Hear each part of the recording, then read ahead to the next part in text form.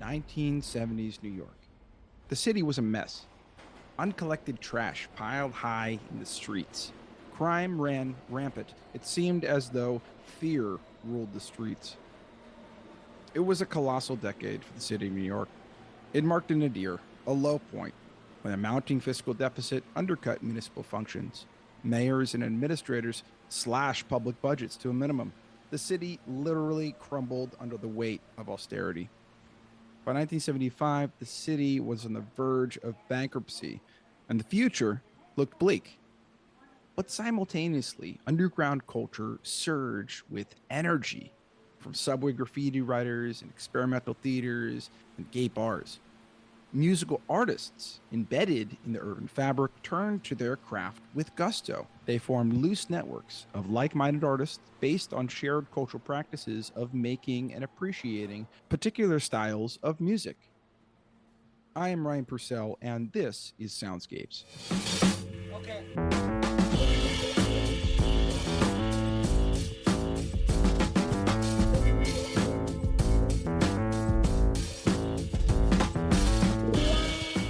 Soundscapes is a podcast project about how musics created in New York have shaped the history of the city and how the city itself has been a fertile seedbed in which musics have taken root. Soundscapes is a bi-monthly podcast that will feature conversations with artists, music industry professionals, and scholars. This project will run in tandem with events and programs produced through the Gotham Center for New York City History at the City University of New York Graduate Center in Midtown Manhattan. This project seeks to reframe a complicated era of New York City history by focusing on musical artists who attempted to reimagine and remake the city through their music. This episode is the first in the inaugural series that will focus on the history of punk rock in New York City during the 1970s. In the first half of the 1970s, critics and fans might have called this music drag or glitter rock due to the gender-bending propensity of performers working within this idiom. Alternatively, the style was called street or trash rock, based on the perception that the sounds seemed to have ascended from the city's gritty, grime-encrusted thoroughfares during that decade. But by the second half of the 70s, critics had settled on the term punk rock to describe this novel sound. Cultural critic Grell Marcus once described punk rock as the sounds of the city collapsing.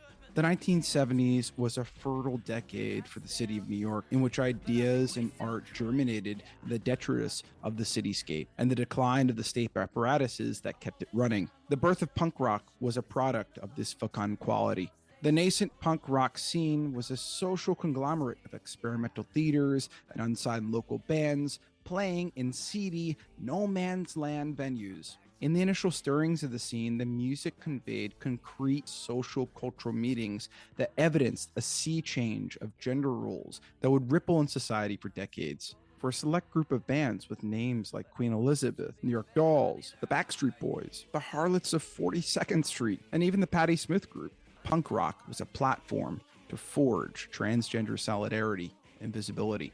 In this inaugural episode, I talked with celebrated writer Lucy Sante about the gender logics present in 1970s New York. The author of Low Life, Evidence, The Factory Facts, Kill Your Darlings, Folk Photography, The Other Paris, among others. Her awards include the Whiting Writers Award, an award in literature from the American Academy of Arts and Letters, a Grammy Award for album notes, and an Affinity Award for the International Center for Photography and Guggenheim and Cullman Center fellowships. She recently retired after 24 years teaching at Bard College and is now poised for new adventures. In 2024, Sante released I Heard Her Call My Name, a memoir of transition, which the Boston Globe has called a bold devotion to complexity and clarity, a clarion call to live one's most authentic life. It is a memoir that deserves attention and praise. Lucy, how are you? I'm so excited to have you on the show. How are you doing since we've last talked? That was just fine. Great. That's excellent. I was so honored to have you participate in my seminar on urban history at Sarah Lawrence College. You offered some great advice, and the students really loved reading your work. I was wondering if you can tell me a little bit about your work generally, and then your trajectory as a writer. It would require like at least one book, which I may write. I kind of backed into everything. I started as a poet, And then I started writing this kind of fiction. But then to make a living, I started writing for magazines, and that meant being a critic, mostly literary journalist. And I wrote my first book, Low Life, in 1991. Somebody offered me a contract to write whatever I wanted to write. So that's what I did. And I thought it was going to be a throwaway, but it wasn't. And ever since then, I've just kind of followed my pole star or something. I was very influenced by working at the New York Review of Books. The reigning influence at that journal was probably Edmund Wilson. So there's like a lot of Edmund Wilson in me, which is weird because there's all this other stuff too. There's like the whole French poetry line and the New York School of Poets who taught me as well. Kenneth Koch and David Shapiro, Ron Padgett. These people were very fundamental to me. So there's the poetry, there's the historical essay kind of thing, sort of whatever. And then there's this strong memoiristic streak in me too. And I'm starting to work on something about my many decades trying to write a novel. And well, we'll see. We'll see. It's a very weird thing to try to do what I'm trying to do. So I don't know if it'll work. Just as a personal anecdote, I'm very grateful that you did write Low Life because it was probably the text that inspired me to do history as a career and to be a writer. Just the way you create these vivid scenes out of history, almost as if it were fiction, but really not. It's really based on sources, which you heavily cite and document. So thank you very much for writing that. And I look forward to the next things you write. Well, sure. I mean, I it's a little embarrassing to me now in the sense that everybody thinks I did a lot more research than I actually did. I was just judicious in my use of secondary sources. I didn't really know fuck all about research at the time. I tried to make up for that with The Other Paris, which is a book that is really thoroughly researched. I love this book, partly also because of the illustrations that are included in this as well. Very, very vivid. Like a picture tells 100 words or so on, and and this book is so much more than that. It's really a light that lights other candles as well. It's like it's a very inspiring work. So, so this whole recording that we're doing is for a podcast series about music in the 1970s. And this specific recording is for a series on punk rock in the 1970s New York. So did you grow up in New York? No, I'm from Belgium. When I was, 5, 6, 7 years old, I say that because there's fluctuations. But we settled in New Jersey, in the New Jersey suburbs. But I got a scholarship to go to high school in New York, in Manhattan, so was commuting every day. And then I went to Columbia, and after Columbia, I stayed in New York from I lived in New York from 1972 to 2000. I know Summit pretty well. I'm from Piscataway. Today, I'd like to talk about two recent pieces of writing that you've done. One for the Yale Review in March 2024, and the other, The Baffler, also in 2024. In both of those pieces, you touch on what might be determined, however, you take contention with this, punk rock. You say that New York doesn't have punk rock, or there is no punk rock moment. I'd like to get to that a little bit later, but I'd like to start with, if you don't mind, I'd like to start with a Yale Review piece about Candy Darling. You bring to light this really remarkable image of Candy Darling, a centerfold in a publication called Newspaper. I was wondering if you can tell us the story of this image. Why did you choose to write it? I've never heard of Newspaper before. Could you tell us about that publication and who's reading it? So, my friend Dan Fox, who does editorial work for the Yale Review, approached me with this idea, and the story is contained in a biography of Candy Darling by Cynthia Carr, which is a wonderful book. I had never seen that picture until her book came out, and it's remarkable. Newspaper put out, cheap printing, the way you could get it done back then for next to nothing, and it was all pictures. And it was an experiment that was repeated by other people at different times and places, but that was the first one, and it was hugely influential. Trouble is, it was never put on sale. It was just mailed to people in the avant-garde, quote unquote, community at that time, and I was too young to be a member of that. And the second thing was that it's the shittiest high acid paper you can imagine, so most copies have just not survived. But anyways, it's a collage by Richard Bernstein, who's went on to art direct Interview for quite a long time, and his distinctive cover designs are what you think of when you think of Interview. And it shows Candy Darling apparently nude, but it's Candy from the waist up.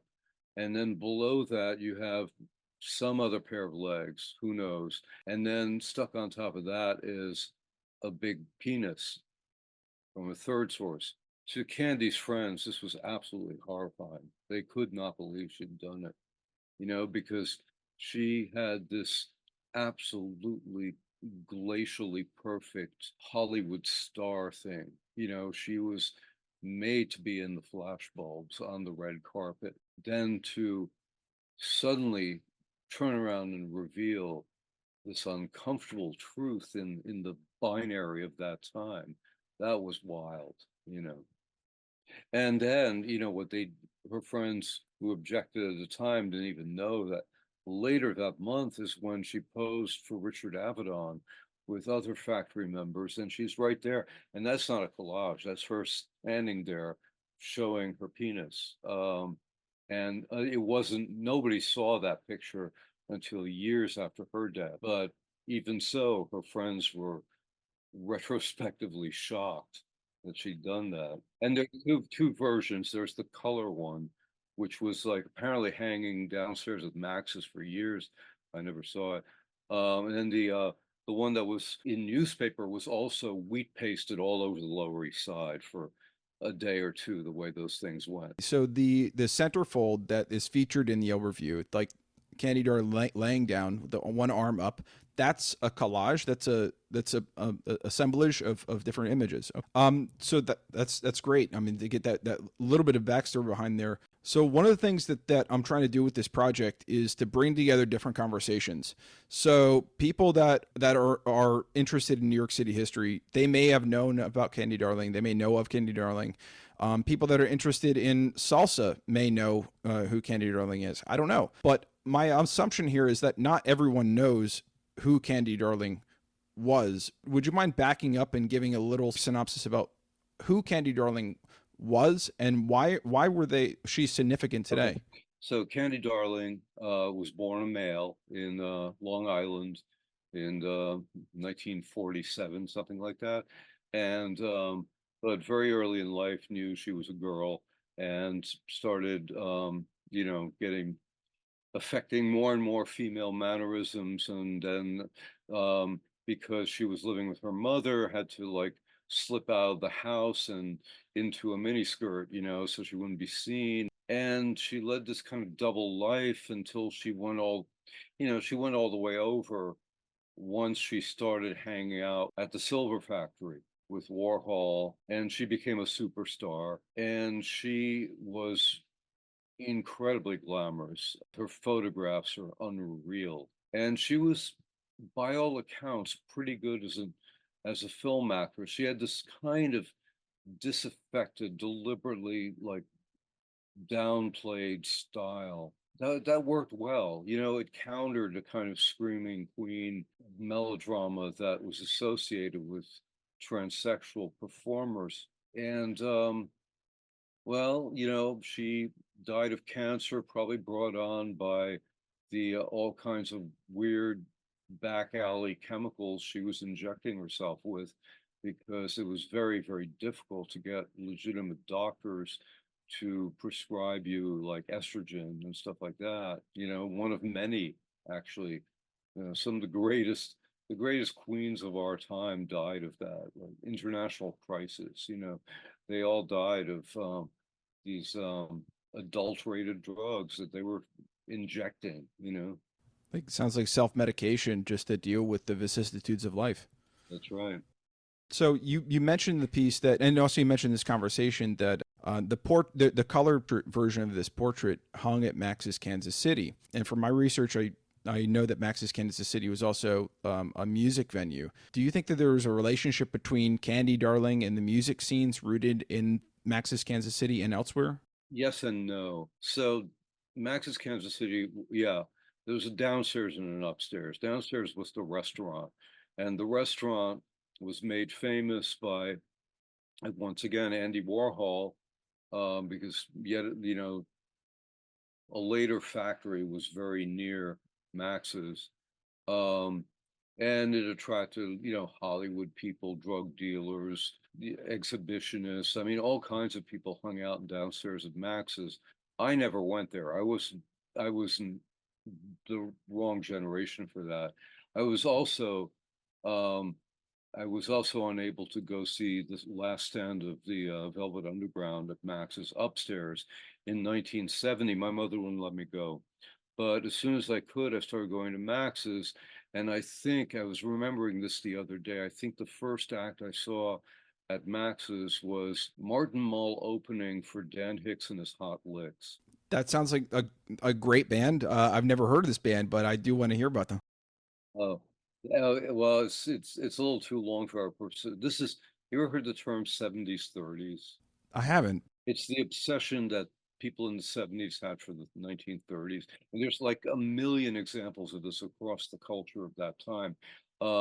And so this is a band where modeled on like Django Reinhardt and, with the violin and stand-up bass and acoustic guitar, but also two girls who sang in a kind of Andrew Sisters close harmony. And the songs were funny. Anyway, I saw, well, both Bob Marley and Bruce Springsteen had early shows at Max's. I didn't see them, but I did see, and I'm really happy I did because he didn't live too much longer. I saw Tim Buckley, Wow. like one of the greatest artists I've ever seen, ever. Wow. And then, I probably went to other acts, but then something completely different started around 1975 when CBGB, which had been just a bar, started, television built a stage, and they were the first house band, and then the Ramones, etc. And then at Max's, Peter Crowley took over the management, and they started with kind of some of the CB's bands and some of their own bands, and like they were the first ones to get Perubu to come from Cleveland, so that was your scene. That was these two clubs, which were about a mile apart, something like that. But weirdly different vibes, though. Did I answer the question? Because I may have strayed off that track. Honestly, I'm just following your train of thought and I'm learning so much. So thank you. Let's take a pause. I'm going to try to illustrate the soundscape of the early 1970s in the proto-punk era. Let's listen to White Light, White Heat, recorded live at Max's Kansas City in 1972.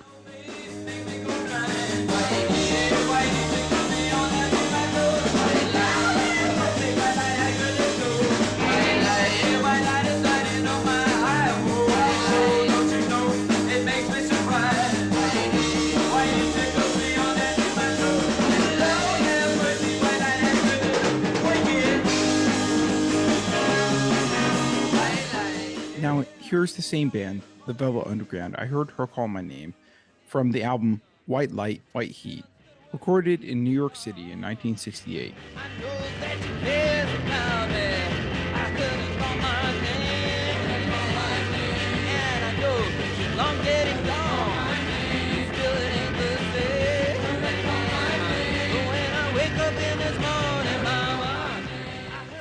The Velvet Underground regularly performed at Max's Kansas City during the early 1970s, but the MC5 did not. Nonetheless, tracks like Rambling Rose, released by Elektra Records in 1968, provided a foundational soundscape for the emergence of punk rock in New York City during the 1970s.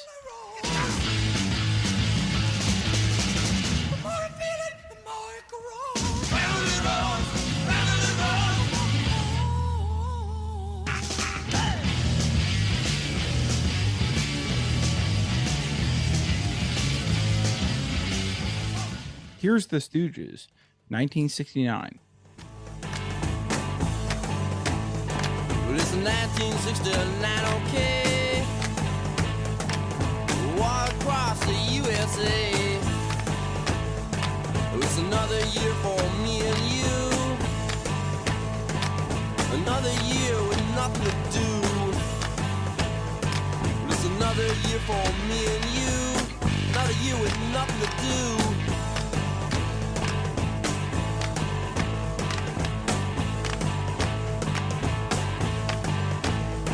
Now last year I was 21. I didn't have a lot of fun. Now let's get back to our conversation.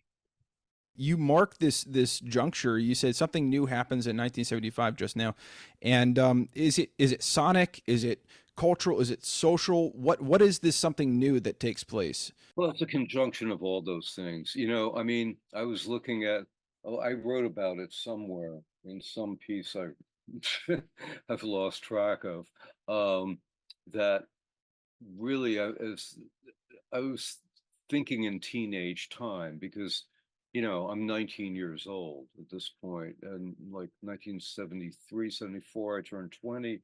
Anyway, I'm still thinking in teenage time because, it seems like there was a really long time when there was no music except for like the folk clubs and the jazz lofts and the salsa rooms, et cetera, but no rock and roll, no like, cutting edge rock and roll. But actually, it was only a period of like 4 months between the collapse of the Mercer Arts Center and the change of policy at CBGB. Okay, that's great. I want to go back a little bit more before we move on to the Baffler piece. I have a couple more questions. I don't want you to retread your ground because you've already talked a little bit about this, but you have this quote in the Yale Review piece where you describe the image, or rather, you're describing the significance of the image, and you're saying that when you found this image, you first saw this image, you would have shaken in your boots, unless, of course, I blanked out instantly from memory. What was it about the image that would have caused you to shake in your boots? A woman with a dick. Enough said. Enough said. Especially for that time, I guess. I suppose. But that time and my age too. Right. So it's something new and like, oh, okay. Well, I mean, this is new. Did you read my book? I read an excerpt of it from, but not the entirety. Okay, well, the point is that that's who I thought of myself as, right? And I thought I was the only person in the world who'd ever thought that way. Right. Okay. And so it's a revelation. It's like a big deal. And so seeing a graphically represented, and the fact is, the first time I did see a picture of a chick with a dick, to put it that way, was in a collage of photos on the door of a hippie porn shop in Malmö, Sweden, when I was 20, and that flipped me out big time. Okay, so in the 70s, these are not widely reproduced kinds of images that you would see. Yeah, I mean, that's why I say like it's possible that although they showed pages, they exhibited a shifting roster of pages from newspaper in that show at MoMA, the information show, where I went repeatedly. And I'm speculating I might have seen them, but maybe not, because in the mores of that time, they might just not have allowed that picture to be shown. There's one thing to wheat paste it on the streets of the Lower East Side where everybody's a scumbag anyway, but to do it in the hallowed precincts of MoMA, come on. Right. So you're saying like, transgender visualization or visibility is not only, socially marginalized, but also aesthetically marginalized in a... Don't use words like marginalized. Come on. Okay. What you mean is like it's fucking forbidden and invisible. It's beyond the pale. I mean, there's like, okay, Vegas comedians will make jokes about transgender people. And there are drag bars in every city in America. They're not patronized by homosexual men. They're patronized by heterosexual men. And it's like an open secret. And like bachelor parties are held there. And it's where like maybe your like branch of the Elks Club might have a wingding at one of these places. I mean, this the subconscious of the American mind is very, very woolly. So, but to talk explicitly about somebody changing sex, I mean, that's, well, everybody knew about Christine Jorgensen, but you didn't really hear about anybody else until Jan Morris, but that was like 20 years later. Then Renee, it was a trickle. Every once in a while, you'd hear Wendy Carlos, somebody changed their gender. Christine Jorgensen was, a natural. She was great. She'd be appeared at supermarket openings. She was a natural for television. She was lovely and she was very poised, knew how to do it. Most of the others weren't so fortunate. They were just not as good as I'm not as good at performing for the camera. And so there were all these books, these memoirs by women who'd transitioned, but there wasn't much other media except for every once in a while a movie that would have no actual sex in it, but we can consider it an X-rated movie by virtue of having a transgender. Yeah, I mean it seems like a different social landscape, theme. certainly from now. So thank you for offering that. Mhm. I'd like to move to the Baffler piece, which I found really interesting. Well, it's about James Chance. James Chance, the lead singer of the Contortions, considered no wave, which you draw a distinction between no wave and punk. And I thought this would be a good opportunity for us to at least try to define punk by what it's not. So you say in this piece, no wave is punk you can dance to. Well, hold on. Okay. And I'm questioning. You're conflating two things right there. I didn't say no wave is punk you can dance to. I said the Contortions specifically, but you couldn't dance to Mars, for God's sakes. You couldn't dance to you could maybe sort of dance to certain numbers by D. Anyway, no, it's no, that's see, I was very specific. I said the Contortions. Anyway, so I can define things for you. Punk rock, if you went to a record fair in 1969, in 1971, in 1973, there would be a section labeled punk rock. And punk rock would be the Shadows of Night, the Chocolate Watch Band, the Standells, the Music Machine. You get my drift? I do. It was American garage bands that came up in the wake of the Beatles, etc. And the thing about CBGB is that was the unifying theme among these very different bands like Television, the Ramones, Blondie. Right. All of them, the Talking Heads, all of them covered songs that were on Nuggets, the anthology compiled by Lenny Kaye of the 60s punk rock. And consequently, John Holmstrom started a magazine called Punk. And people started to think of it as punk in a loose kind of way. I mean, Richard Hell's Blank Generation, it was literally like the fill in the blank generation. It was the generation, as he sings it with that pause on the record. Meanwhile, the original punks, it might be said, because there's this great Lester Bangs piece somewhere about like he takes the concept of punk all the way back to Lady Godiva's Horse. Okay. But the idea of punk encompasses like retroactively now, like the New York Dolls. And indeed, the one of many sort of kind of farewell shows of the Dolls that I saw it at the Little Hippodrome, which was actually a kind of rent boy bar on 53rd and 3rd. They did a show that was designed by Malcolm McLaren. And it was all, it was called Red Patent Leather. And on the record, I don't think it had a title at the time, but they were wearing, red and black.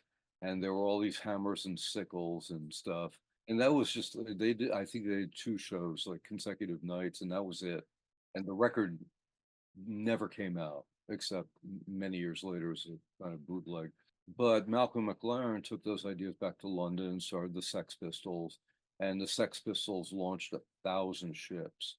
And they were taking that 3-chord shit although not so much the American garage bands, although like, the Pistols covered the Monkees, Right. but it was like a social instrument. I mean, in New York, we were all cushioned, everything was cheap at the time. We lived minimally, but we didn't care because, we could afford to buy records, even if we only ate hot dogs. But we were aesthetes. We were not angry about society at that point.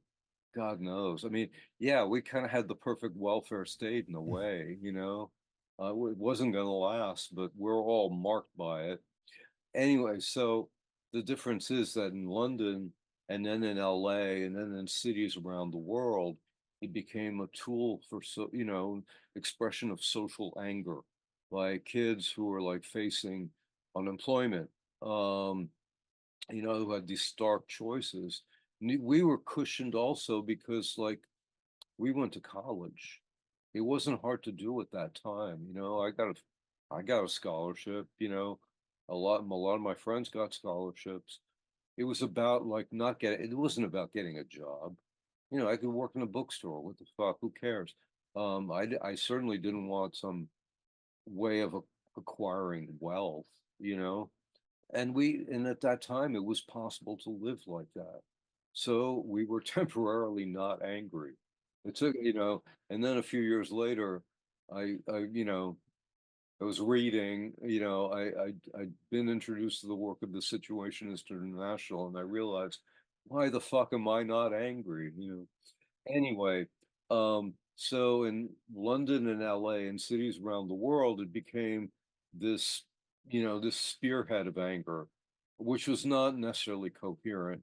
There were many kinds of anger, many points of view, many extremisms, but New York just did not have that. In New York, we had proto-punk, which is all the CB's bands, and then post-punk.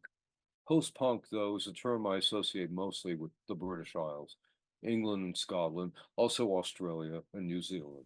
Where would you put James Chance in that spectrum? Well, I'm getting there. Hang on. Okay. Um, in the United States, post-punk really was kind of coextensive with no wave, kind of. Because what happened, the fact is that, yeah, I was saying too, New York City only ever had one legit punk rock band, and that was the Dead Boys. And they're very nice people, so I hate to say it, but I was just bored to tears by them. And they came out of Rocket from the Tombs, which was one of the great pioneer bands from Cleveland, but yeah, nice people, but it was just like, so what? Um, and I mean, there was a lot of second-rate punk out there. I certainly saw it in San Francisco. There were some good bands in San Francisco, but some really terrible bands, which I will not name.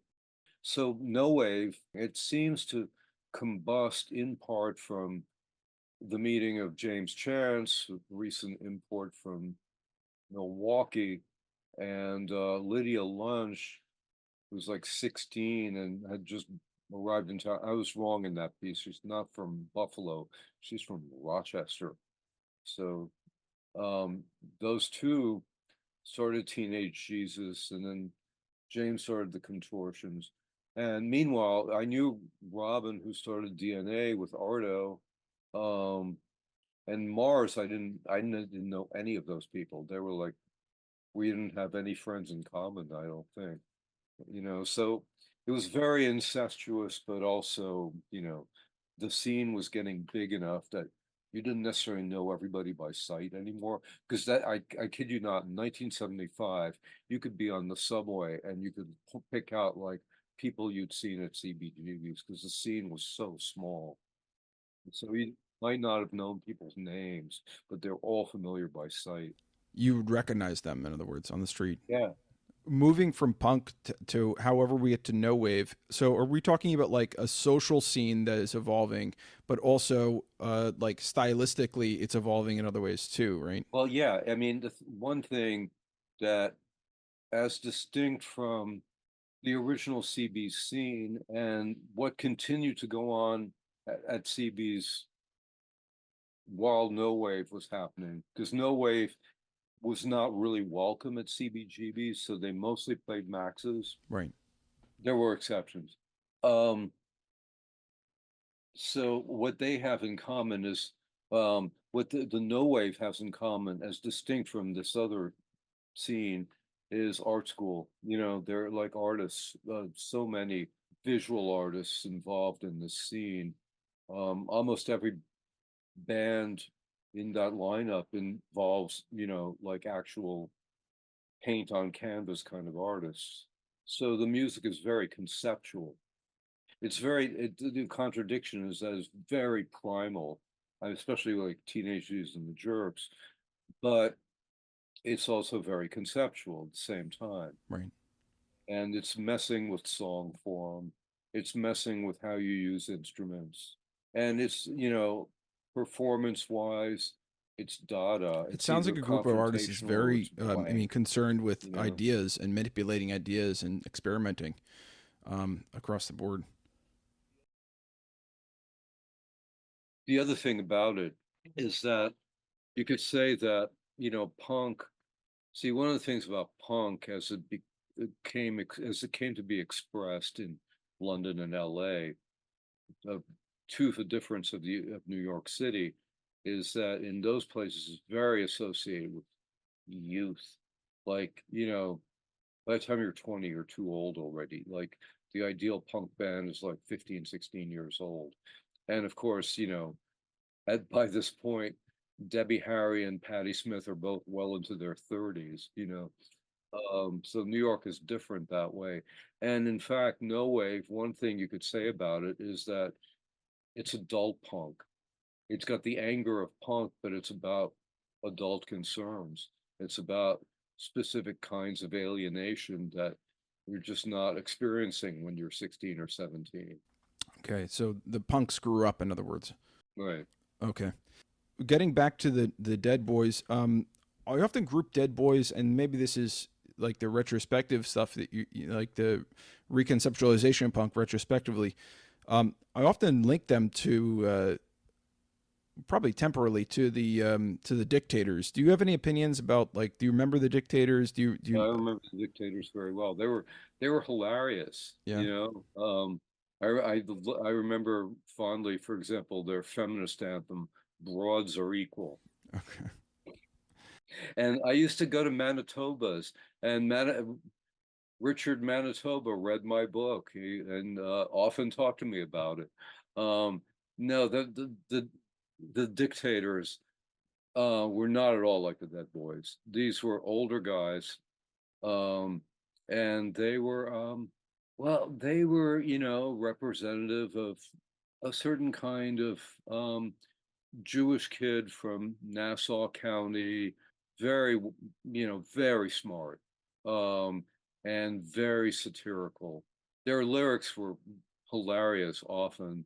You know, it wasn't really my kind of music. I'm not a rock and roll type, you know, I'm a folk rock, you know, folk rock slash experimental slash dance music. It's, you know, but rock and roll is not like a major priority for me. So, you know, hard rock, um, and any form of metal is just like not me. Um, so that's the thing about the Dictators, but I full respect. And I noticed that Andy Chernoff died the other day, and I'm Wow. sorry. They're just like dying like flies. The people slightly older than me are just like keeling over in mass quantities now. Yeah, I'm very sorry to hear about that too. Well, last question, and it's the Jane's Chance piece. In this piece, you reference La Mama Theater Annex as a music venue, which I did not know about. It wasn't a music venue. It was a one-time deal. A one-time deal. Okay. Ask me about Quando, though. Sure. Can you tell me a little bit about Quando? Quando, which kind of flies under the radar in most accounts of the scene, was a former public school on, I think, 3rd Street, 3rd and 4th, between Second and Third Avenues, and it was several clubs in one. Quando was a kind of community service organization, so there would be children's Halloween party, all kinds of stuff. And occasionally there would be a gig like that gig. That may have been the last music gig there for all I know, because it was so violent. But also on the roof of Quando, there was this floating club, which may not have happened more than 2 or 3 times. It was called the Nickel Bag. And basically it was just like, I'm not even sure they had like a sound system. It might have just been a boombox, and people wandering around on the roof. But the point of attraction was that there was an opium dealer on scene. Okay, well, I mean that's a point of attraction at any point in time, of course, to pick up where you can pick up opium. Totally, this sounds like a really fantastic place. It sounds like similar to, I mean, in the 80s, I think it was in the 90s, ABC No Rio. So, there's a new building. I just saw this on Instagram. I haven't looked into it, but I saw pictures from the dedication ceremony like yesterday of the new ABC No Rio building. Wow. Yeah, I love ABC No Rio. I always loved the way it got its name. Similar kind of community-based institution. Well, it was the name was Abogado Notario, lawyer and notary. But enough letters had fallen off that it just read ABC No Rio. Yeah, it's evolved in a really good way. I think that place, it's kept true to its mission. It's really like, it's an anarchist organization, it's cool. And I haven't gone in years, but I've seen some very unusual music at that place and done a couple of readings there. So many other parallel organizations were crushed, between the 90s and now, that it's inspiring that there's one place which is still going and has not become a corporate juggernaut like the new museum, Are there other venues today that you respect, that you like to visit, or you'd want to publicize? I couldn't possibly tell you. I'm way too old. Nobody takes me on the party circuit. It's been years since I had any, especially since the scene moved out to Brooklyn and now Queens. I mean, I know all these people now who live in Ridgewood. I don't think I've ever been to Ridgewood, but it seems to be the happening place now. So I'm completely out of it. I live in Kingston, New York, though, and I'm within walking distance of Tubby's, which is a great place. And I'd recommend it to all, although maybe not to all, because you don't really want too many people inside that place. It's not that big, but that's my neighborhood club. And I wish I knew in advance what the stuff's, what I mean? Like very few of the names mean anything to me. I've seen plenty of events there, but they've been pretty much people 50 and over. Yeah. Tubby sounds cool. I'll definitely look into that. Appreciate that. Lucy, I don't have any further questions. I just wanted to say thank you very much for participating in this. It has been such an honor to talk with one of my literary heroes. I really hope we can do it again sometime. All right. My pleasure. Have a good one. Bye.